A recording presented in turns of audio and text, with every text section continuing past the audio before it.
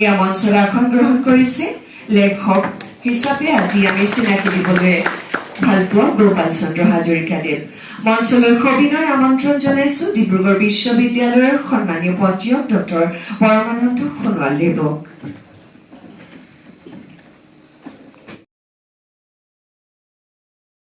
প্ৰবীণ Gogoi sir, Gopal Hazarika ছাৰটো ক'বই নালাগে, ৰাতিপুৱা সদায় চাইকেল চলাই ঘূৰিব, আজি তাইকলৈ কেপ এটা পিন্ধি। আমাৰ মাজত উপস্থিত থকা বিশ্ববিদ্যালয়ৰ অৱসৰপ্ৰাপ্ত বহুকেইজন আমি শিক্ষক দেখিছোঁ। আমাৰ চৰদ কাকতি ছাৰ, প্ৰদীপ গগৈ ছাৰকে প্ৰমুখ কৰি বহুকেইগৰাকী শিক্ষক শিক্ষয়িত্ৰীক আমি দেখিছোঁ। সোণৰ পদক লাভৰ লগতে বৰ্তমানে ৰেকৰ্ড ভংগ কৰিব নোৱাৰা সৰ্বোচ্চ নম্বৰ লাভ কৰা আৰু সুদীৰ্ঘ 40 বৰ্ষৰো অধিক কাল ডিব্ৰুগড় বিশ্ববিদ্যালয়ত অধ্যাপনাৰ লগতে শৈক্ষিক প্ৰশাসনৰ বিভিন্ন দিশত অগ্ৰণী ভূমিকা গ্ৰহণ কৰা, আনুষ্ঠানিকভাৱে অৱসৰ গ্ৰহণৰ পিছতো বিশ্ববিদ্যালয়ৰ গুৰুত্বপূৰ্ণ কাৰ্যত বৰ্তমানেও ওতঃপ্ৰোতভাৱে জড়িত এগৰাকী চিৰ তৰুণ মনৰ গৰাকী হৈছে আমাৰ সকলোৰে পৰিচিত আৰু সন্মানীয় ডক্টৰ গোপাল চন্দ্ৰ হাজৰিকাদেৱ। হাজৰিকাদেৱৰ তত্বাৱধানত প্ৰায় 40 গৰাকী গৱেষক শিক্ষাৰ্থীয়ে PhD আৰু 17 গৰাকীয়ে MPhil ডিগ্ৰী লাভ কৰাৰ সুযোগ লাভ কৰিবলৈ সক্ষম। গণিত শাস্ত্ৰত আৰু লগে লগে কম্পিউটাৰ চায়েন্সতো বিশেষজ্ঞ হিচাপে ডক্টৰ হাজৰিকাৰ কথা মই নকওঁ, কিন্তু অন্য কেইটামান গুণ মোৰ হাজৰিকাৰ সদায় চকুত পৰে।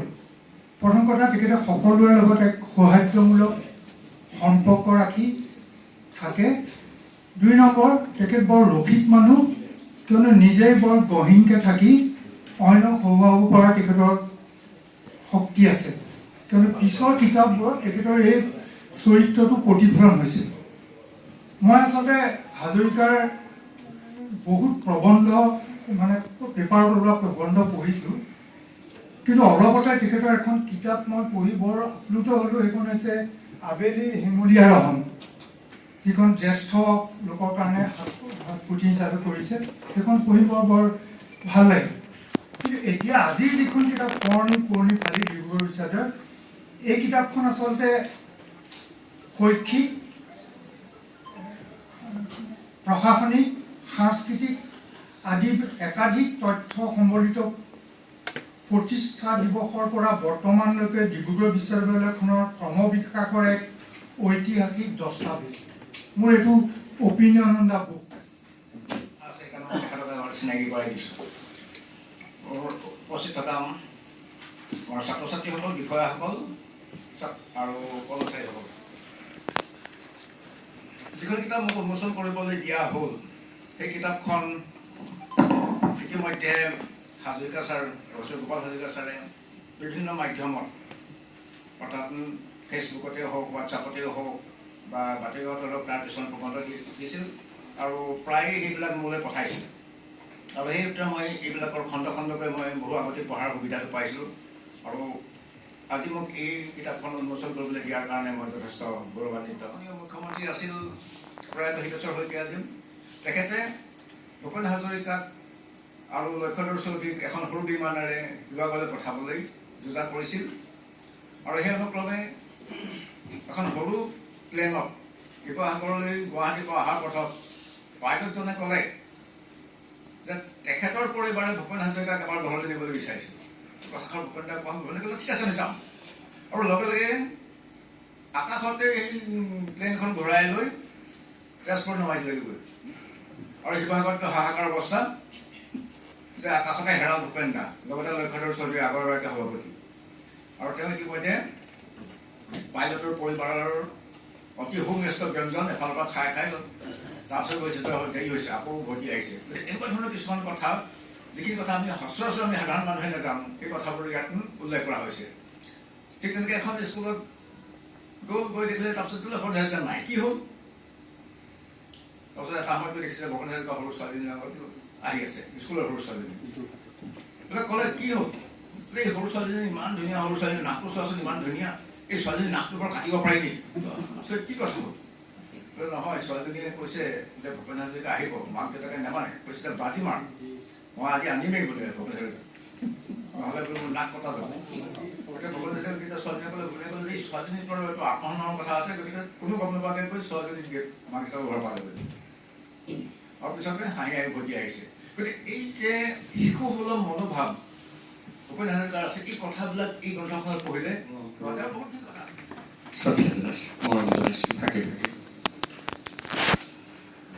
প্ৰথম গ্ৰন্থখনৰ কথাকে কৈছোঁ যে ভাবিছে গ্ৰন্থখনৰ কথা ক'বলৈ গ'লে আৰু কিন্তু নকওঁ গ্ৰন্থখনৰ কথা। গ্ৰন্থখন জন্ম কেনেকৈ হ'ল সেইটোতো জানিব লাগিব।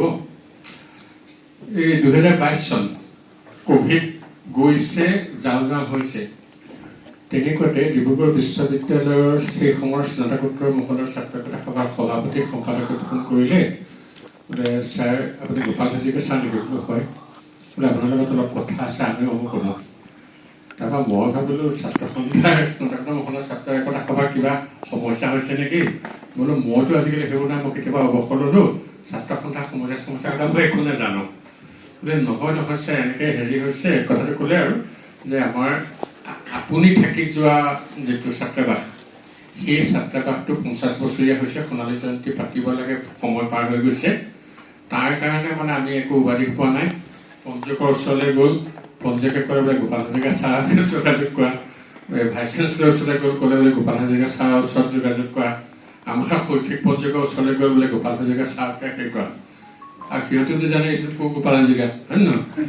আজি যেনেকৈ বহুতে জানিছে আমাক এইটো এটা গোপাল হাজৰিকা আছে বস্তু এটা। গতিকে সেই তেনেকৈ তাৰপৰা তেতিয়া দেখিলোঁ আদৰণি জনাইছোঁ।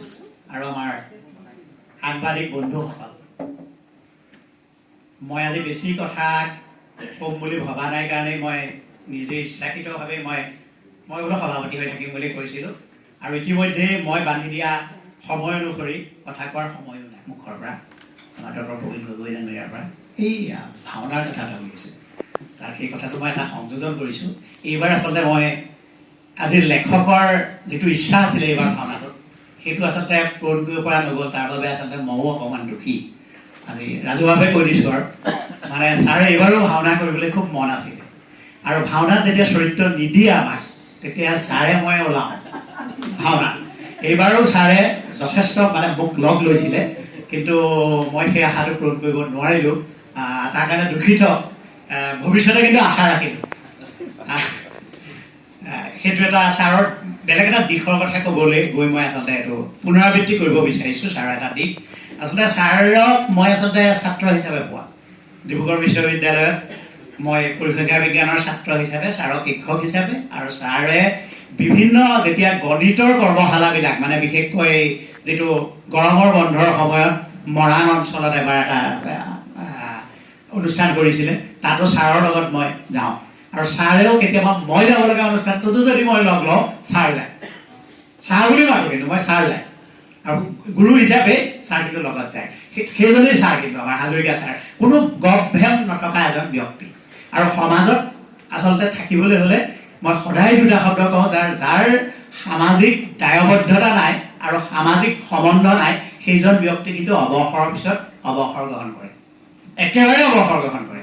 কিন্তু যাৰ সামাজিক সম্বন্ধ আৰু সামাজিক দায়িত্ববোধ থাকে, সেইজন ব্যক্তিক কাহানিও অৱসৰ গ্ৰহণ নকৰে। আৰু তাৰ উদাহৰণ আমাৰ ইয়াত বহি থকা এই এটাই কেইজন অৱসৰী লোক।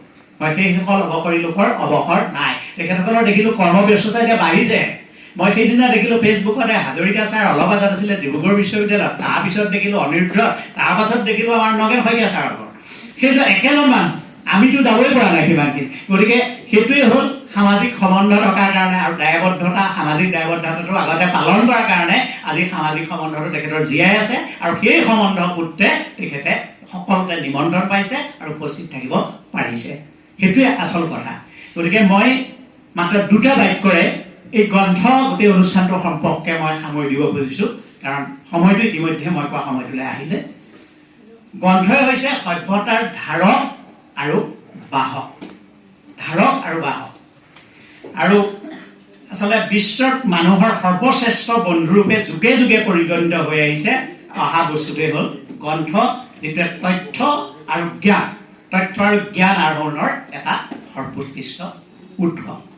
সেই তেনেহেন দুখন গ্ৰন্থ আজি ইয়াত উন্মোচন কৰা হৈছে। গতিকে মই লেখকক অভিনন্দন জ্ঞাপন কৰিছোঁ এই গ্ৰন্থ অনুষ্ঠানটোৰ কাৰণে। তাৰ পাছত যিহেতু সময়ৰ তাগিদা আহি গ'ল 1 বজাত মই সভা শেষ কৰিম বুলি কৈছিলোঁ গতিকে ইয়াত আজি উপস্থিত থকা মঞ্চত থকা মোৰ সন্মুখত থকা আগত চাকৰি কৰাই হওক বৰ্তমান চাকৰি কৰি থকাই হওক বা ছাত্ৰ হওক ছাত্ৰী হওক গৱেষক হওক সকলোকে এই সভাখনত উপস্থিত থাকি আজি পঞ্জীয়কে আহ্বান কৰে সভাখনত আপোনালোকে যিখিনি সহায় সহযোগিতা কৰিলে বহুত শিক্ষক শিক্ষয়িত্ৰী হয়তো আহিব পাৰিলে অহা নাই আপোনালোক যিহেতু আহিছে আমাৰ বিশেষকৈ আমাৰ বিশ্ববিদ্যালয়ৰ শিক্ষক শিক্ষয়িত্ৰী বা ডিব্ৰুগড়ৰ বিভিন্ন অঞ্চলৰ পৰা সকলোকে এই সভাখনত উপস্থিত থকাৰ কাৰণে মই ধন্যবাদ জ্ঞাপন কৰিছোঁ আৰু